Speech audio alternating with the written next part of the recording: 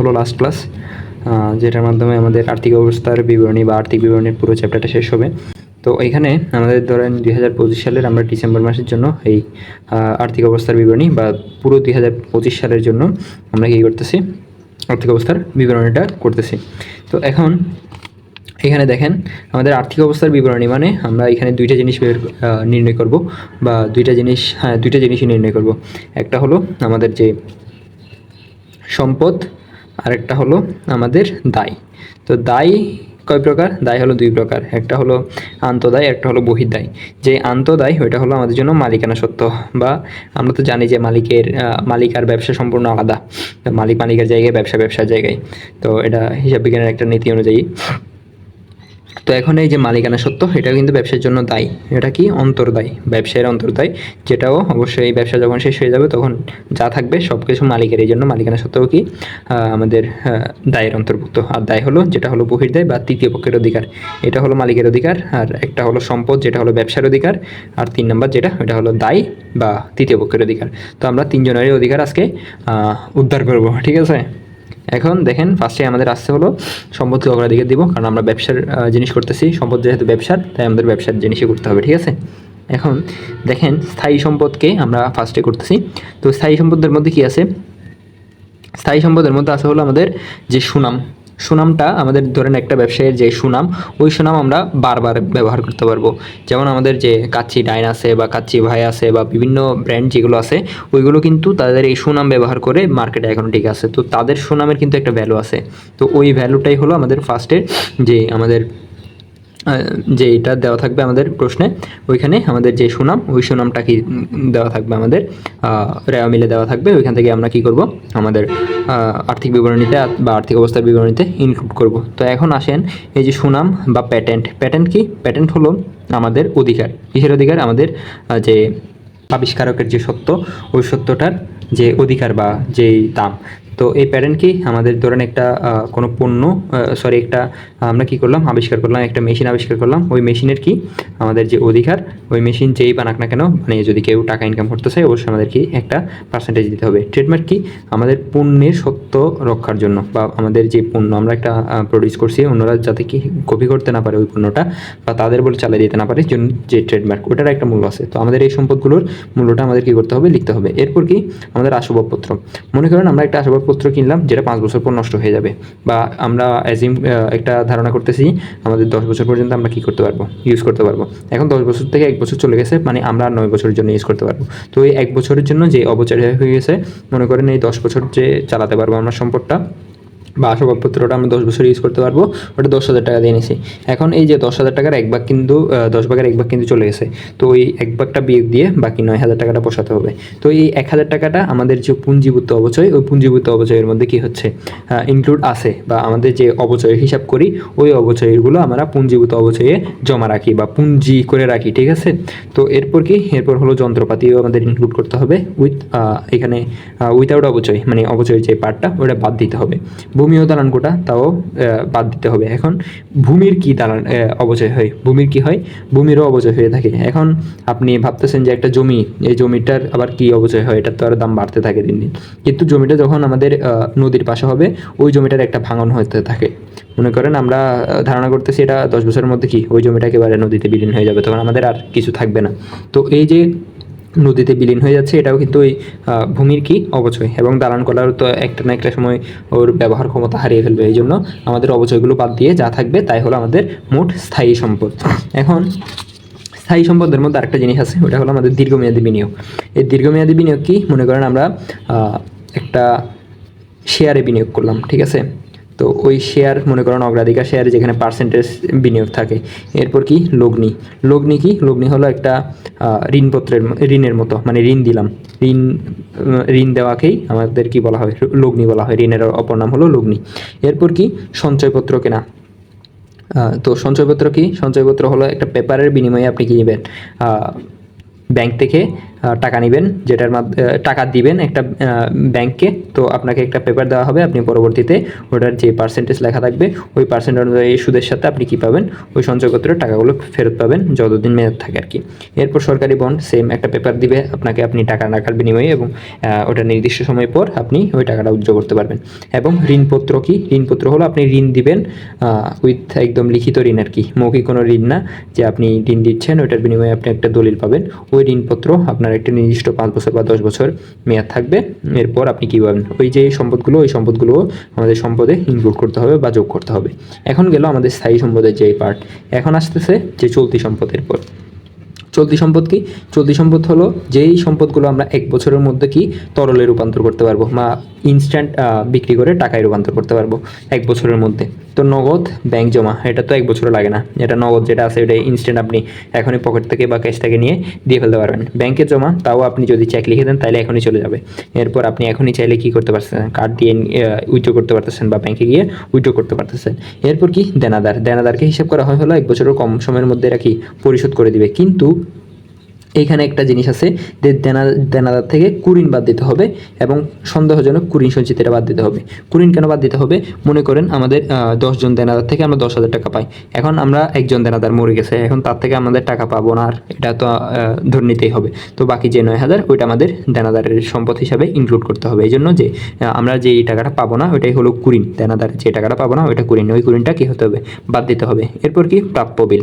প্রাপ্য বিল মানে কি? এটাও একটা দলিল যেখানের মধ্যে লেখা আছে আমি আপনাকে টাকাটা এতদিনের মধ্যে পরিশোধ করব। এটাও আমাদের জন্য একটা সম্পদ। অব্যবহৃত মণিহারি, মনে করেন আমরা মণিহারি কিনলাম 12,000 টাকার, এখন 10,000 টাকার আমরা কি খরচ করে ফেললাম এই বছর, বাকি 2,000 টাকা আমাদের পরবর্তী বছর খরচ করতে হবে। তো পরবর্তীতে যেগুলো সুবিধা দেয় ওইগুলো তো সম্পদ, তো এটাও সম্পদের খাতায় ইনক্লুড করতে হবে। এরপর কি প্রাপ্য আয়। প্রাপ্য আয় মানে কি? প্রাপ্য আয় মানে হলো মনে করেন আমরা সেবা দিয়ে দিছি বা আমরা পণ্য দিয়ে দিছি, কিন্তু এখনও কি আমাদের যে টাকাটা ওই টাকাটা পাই নাই, এটা আমরা একটা না একটা সময় পাবো এবং আমাদের সুবিধা পাবো। এই জন্য এটা প্রাপ্য আয় এবং বকেয়া আয় এটাকে ধরা হয়। অগ্রিম প্রদত্ত খরচ মানে মনে করেন আমাদের যে কর্মচারী তাকে 2 মাসের অগ্রিম বেতন দিলাম, এখন বাকি যে 2 মাস, ভবিষ্যতের যে 2 মাস, ওই 2 মাস কিন্তু সে টাকা ছাড়া আমাদেরকে দিবে, সুবিধা দিবে বা সাপোর্ট দিবে। এই জন্য এটা আমাদের সম্পদে ইনক্লুড করতে হবে। এরপর কি সমাপনী মজুত পণ্য এবং বিক্রয়যোগ্য সিকিউরিটি। এই দেখেন সমাপনী মজুত পণ্য কি? মনে করেন আমাদের 1 লক্ষ টাকার আমরা পণ্য টোটাল প্রডিউস করছি, কিন্তু আমরা বিক্রি করছি 80,000 টাকার, বাকি 20,000 টাকা এটা পরবর্তী বছর আমরা বিক্রি করে কী করতে পারবো, মুনাফা অর্জন করতে পারবো। এই জন্য পরবর্তী বছরে আমরা সুবিধা পাবো। এই জন্যই সমাপনী মজুত পণ্য আমাদের জন্য কি, এই সমাপনী মজুত পণ্য আমাদের জন্য সম্পদ। এরপর আসি যে বিক্রয়যোগ্য সিকিউরিটি। বিক্রয়যোগ্য সিকিউরিটি কি? এটাও এক প্রকার বিনিয়োগ, যেটাতে আপনি একটা নির্দিষ্ট সময়ের জন্য বা 1 বছরের কম সময়ের জন্য আপনি এই যে সিকিউরিটিস এটা বিক্রি করতে পারবেন এবং এটার মাধ্যমে আপনি কি টাকা ইনকাম করতে পারবেন। এরপর কি? এরপর হলো অলীক সম্পদ বা অসমন্বিত ব্যয়। এই অলীক সম্পদটা কি? অলীক সম্পদ হলো যেটা সম্পদ না, কিন্তু এটা হলো একটা খরচ, কিন্তু এটাকে সম্পদ হিসেবে বিবেচনা করা হয়। ওই যে এটা আমরা আগের ক্লাসেও বলছিলাম যে প্রাথমিক খরচ। প্রাথমিক খরচ কি? মানে আপনি যখন ব্যবসাটা দিতেছেন তখন আপনি আপনার আশেপাশের যে মানুষগুলো বা কাস্টমারগুলোকে 5,000 টাকার মিষ্টি খাওয়াইছেন। এই মিষ্টি খাওয়ানোর জন্য যে কাস্টমারগুলো আসছে বা আপনি যে আপনার আশেপাশের মানুষ থেকে সুবিধা পাবেন, এটা কিন্তু আনলিমিটেড পেতে থাকবেন। এই জন্য আমাদের এটা সম্পদ হিসাবে লিখতে হয়। বিলম্বিত বিজ্ঞাপন, মনে করেন আপনি 10 বছরের জন্য একটা বিজ্ঞাপন, একটা কন্ট্রাক্ট সাইন করলেন, মনে করেন কার ঐশ্বরিয়া রায়ের সাথে আপনি কি 10 লক্ষ টাকার কন্ট্রাক্ট করলেন যে আপনি তার সাথে একটা অ্যাড করবেন, ওই অ্যাডটা 10 বছর চালাবেন, 10 বছরের জন্য তাকে 10 লক্ষ টাকা দেওয়া হবে। মনে করেন আপনার 1 বছরের জন্য 1 লক্ষ টাকা গেছে, বা এর আগের বছর আপনি 1 লক্ষ টাকা গেলেন, মানে টোটাল 2 লক্ষ টাকা আপনি বিজ্ঞাপনটা ইউজ করছেন বা 2 বছর ইউজ করছেন, যেটার মূল্য 2 লক্ষ টাকা। বাকি 8 লক্ষ টাকা যেটা আছে ওইটা হলো আমাদের কি অলীক সম্পদ বা অসমন্বিত ব্যয়। কিন্তু আমরা তো খরচ করে ফেলছি, বিজ্ঞাপন হিসেবে আমরা ফার্স্টে খরচ করে ফেলছি, কিন্তু বাকি যে আমরা 8 বছর ধরে সুবিধা পাবো এইটার এখনও খরচ হয় নাই, মানে আমাদের এই 8 লক্ষ টাকার সুবিধাটা আমরা ভবিষ্যতে পাবো। এই জন্য এটা আমাদের কি সম্পদে ইনক্লুড করতে হবে। তারপরে এই যে আমাদের চলতি সম্পদ, দীর্ঘমেয়াদী বিনিয়োগ, অলীক সম্পদ এবং যে স্থায়ী সম্পদ, এগুলো সবগুলো যোগ করলে যা আসবে তা হলো আমাদের জন্য মোট সম্পদ বা আমাদের ব্যবসায় টোটাল সম্পদ। এরপর আসি যে দায়ের সেকশনে। দায় কত প্রকার? একটা হলো তৃতীয় পক্ষের দায়, একটা হলো মালিকের পক্ষের দায়, ঠিক আছে? আচ্ছা, এখন আসি যে দায়। তো দায়ের ফার্স্টে আমরা কি, আমরা ইন্টারনাল যে দায় ওইটা করব, মালিকানা সত্ত্ব বা মালিকের যে সত্ত্ব। তো মালিকের সত্ত্ব কি? মালিক যা মূলধন দেয় তাই হলো সত্ত্ব।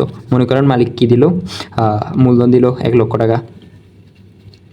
এখন এই যে এই এই এই যে 1 লক্ষ টাকা, তার থেকে বিয়োগ যাবে কি উত্তোলন। এরপর যদি মালিক এক্সট্রা মূলধন দেয় তা যোগ হবে। এরপর কি তার ব্যক্তিগত খরচের জন্য যদি কোনো ব্যবসা থেকে খরচ করে সেটা কি হবে, বাদ যাবে। এরপর যদি তার ব্যক্তিগত অ্যাকাউন্ট থেকে যদি ব্যবসায়ের জন্য কোনো খরচ করে তাহলে সেটা যোগ হবে অতিরিক্ত মূলধন হিসেবে। তো এটা আমরা মোটামুটি যে মালিকানা সত্ত্ব পরিবর্তন বিবরণী ওইখান থেকে যে অ্যামাউন্টটা আসে ওইটা নিয়ে আসে বসে দিতে পারবো। এরপর আসেন যে আমাদের দায়ের বা তৃতীয় পক্ষের যে অধিকার ওইটা দীর্ঘমেয়াদী দায়। দীর্ঘমেয়াদী কি দায় কি, মনে করেন আমরা ঋণপত্রের বিনিময়ে মানুষ থেকে কি নিলাম, ঋণ নিলাম, ওই যে 5 বছর বা 10 বছরের জন্য, যেটা আমরা যদি টাকা দিয়ে ঋণপত্র কিনি তখন সম্পদ, আবার যদি মানুষের থেকে টাকা নিয়ে আমরা ঋণপত্র বিক্রি করে ওইটা আমাদের জন্য দীর্ঘমেয়াদী দায়। এরপর কি মেয়াদি ব্যাংক ঋণ, এরপর বন্ধকি ঋণ, কোনো সম্পদ বন্ধক রেখে কি নিলাম, আমরা ঋণ নিলাম। এরপর এই যে মেয়াদি ব্যাংক ঋণ, এগুলো হলো আমাদের জন্য কি দীর্ঘমেয়াদী দায়। এরপর আসেন যে চলতি বা স্বল্প মেয়াদি দায়। এই স্বল্প মেয়াদি দায়গুলো কি কি, স্বল্প মেয়াদি দায়গুলো হলো যেগুলো আমরা 1 বছরের মধ্যে যে আমাদের টাকা ওইগুলো পরিশোধ করতে হবে বা দায়গুলো কি করতে হবে, পরিশোধ করতে হবে। এখন পাওনাদার, আমরা একটা প্রোডাক্ট কিনছি, ওটা কি 5 বছর পর পরিশোধ করলে হবে, তাই মারতে আসবে আমাদের, ঠিক আছে। তো এখন এই যে পাওনাদারের যে ঋণ ওইটা আমাদের পরিশোধ করে দিতে হবে 1 বছরের মধ্যে। এরপর কি ব্যবসায়িক ঋণ, মানে আশেপাশের মানুষ থেকে ধরেন আমার ইনস্ট্যান্ট 1000 টাকা লাগতেছে, তো আমার পাশের যে ব্যবসায়ী তার থেকে আমরা কি নিলাম, বা পাশের আমাদের আশেপাশের যে মানুষ তাদের থেকে কি নিলাম, ঋণ নিলাম, ছোটোখাটো ঋণ। এটা হলো 1 বছরের কম সময়ের মধ্যে যে ঋণগুলো পরিশোধ করতে হবে ওইগুলোই আমাদের চলতি দায়ে আসবে। এরপর কি প্রদেয় বিল, মানে আমরা যে প্রাপ্য বিল ওইটা তো আমাদের জন্য সম্পদ, কারণ আমরা ওই প্রাপ্য বিলের বিনিময়ে আমরা টাকা পাবো। প্রাপ্য বিলটা কি, মনে করেন আপনাকে একটা কাগজ ধরাই দিছে, ওই কাগজে লেখা আছে আপনি 5 বছর পর, 5 বছর পর না, মানে আপনাকে আমি মনে করেন জুলাই মাসের এত তারিখ এই টাকাটা পরিশোধ করব।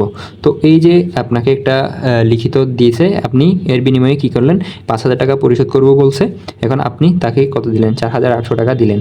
মানে আপনার এখানে একটা ইন্টারেস্ট থাকে, তো ইন্টারেস্টটা বাদ দিয়ে আমাদের যে 5,000 টাকা, এই 5,000 টাকাই হলো প্রদেয় বিল যেটা লেখা থাকে। তো আমাদের পরিশোধ করতে হবে কিন্তু 5,000 টাকায়, এই জন্য প্রদেয় বিলের যে 5,000 টাকা ওইটা ইনক্লুড করতে হবে। এরপর কি অগ্রিম আয়। এখন এই যে অগ্রিম আয় এটা কি, এটা হলো আমরা টাকা নিয়ে ফেলছি অগ্রিম, কিন্তু এখনও তাদের সেবা দিই নাই বা তাদের প্রোডাক্টটা দিই নাই, কিন্তু আমাদের তো দিতে হবে। এই জন্য আমাদের ব্যবসায়ী তাদের যে তৃতীয় পক্ষ তার দায় আছে, এই জন্য এটা দায় ইনক্লুড করতে হবে।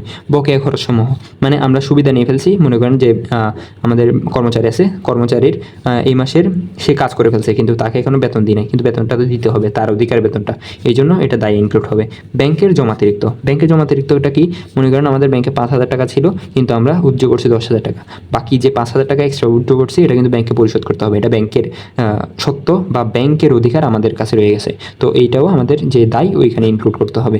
এরপর যা আছে তাহলে আমাদের মোট যে দায় ওইটার সাথে যদি আমরা মালিকানা সত্ত্ব যোগ করে দিই, যা আসবে তাহলে আমাদের মোট দায় ও মালিকানা সত্ত্ব। এখন এইখানে কিছু আমাদের কি আছে, আমাদের সমন্বয় আছে। ওই সমন্বয়গুলো কি কি, ওই সমন্বয়গুলো মনে করেন আমাদের যে ধরেন যে বকেয়া খরচ, না আমরা সম্পদ থেকে ধরে আসি, মনে করেন যে আমাদের যে অগ্রিম প্রদত্ত খরচ, এখন এই অগ্রিম প্রদত্ত খরচে মনে করেন আমরা যে 12,000 টাকা অগ্রিম দিলাম, এখন এখানে সমন্বয়ে লিখে দিছে যে এই 12,000 টাকা অগ্রিম দিছি, এখানের মধ্যে 2 মাস ওই কর্মচারী কি কাজ করে ফেলছে, তার মানে 2 মাসের টাকা খরচ হয়ে গেছে। তো 12,000 টাকা যে 1 বছরের জন্য দিয়ে ফেলছি, আমরা ওইখান থেকে 12 দিয়ে ভাগ দিয়ে 2 দিয়ে গুণ দিলে 2 মাসেরটা আসবে, ওই 2 মাসেরটা এখান থেকে অগ্রিম প্রদত্ত খরচ থেকে বাদ দিতে হবে। এইরকম কিছু সমন্বয় লেখা থাকবে, ওইগুলো আমরা লেনদেন যে রেওয়ামির নিচে লেখা থাকে ওইগুলো আমরা প্র্যাকটিসের ক্ষেত্রে জানতে পারবো। তো যাই হোক, এরপর আছে হলো আমাদের লাস্ট যেটা, ওটা হলো নগদ প্রবাহ বিবরণী। তো নগদ প্রবাহর বিবরণীতে সেম আমাদের ঘর হবে, যেই টাকার ঘর হবে 3টা এবং আমাদের বিবরণের ঘর হবে 1টা। তো এখন এই যে এই ঘরে আমাদের যে টাকা এবং লিখবো, এরপর আমাদের ব্যবসায়ী ওই যে আমরা নগদ প্রবাহ বিবরণী বলতে আমাদের যে নগদান বইও আপনি বলতে পারেন, যে ব্যবসায়ী যখন নগদের আগমন ঘটবে তখন যোগ করব, এবং ব্যবসা থেকে যখন নগদ চলে যাবে তখন একটা নির্গম যেই মাইনাস করব। তো ব্যবসায়ী যার মাধ্যমে টাকা আসুক, সেটা মূলধন হোক, বিক্রয় হোক, কমিশন হোক, বাট্টা হোক, যার মাধ্যমে আমাদের নগদ টাকা আসবে ওইটা যোগ করব। এরপর কি আমাদের যে খরচ, মনে করুন উত্তোলন, ক্রয়, এরপর ব্যাংকের সুদ দিছি, ঋণপত্রের সুদ দিছি, যত ধরনের আমরা নগদ বাইরে পাঠাই দিব বা আমাদের ব্যবসা থেকে চলে যাবে ওটা মাইনাস করে দিব। তো নগদের যে প্রাপ্তি ওটার যোগ করে ওটার মোট যে প্রাপ্তি ওইটা থেকে মোট যে প্রদান ওইটা বিয়োগ করে দিলে যেটা আসবে ওটাই আমাদের নগদ প্রবাহ বিবরণী। তো এই পর্যন্তই আমাদের আর্থিক বিবরণীর ক্লাস। আশা করি কোনো সমস্যা নাই, সমস্যা থাকলে আপনারা অবশ্যই বলতে পারেন। তো এই পর্যন্তই। আসসালামু আলাইকুম রহমতুল্লাহ।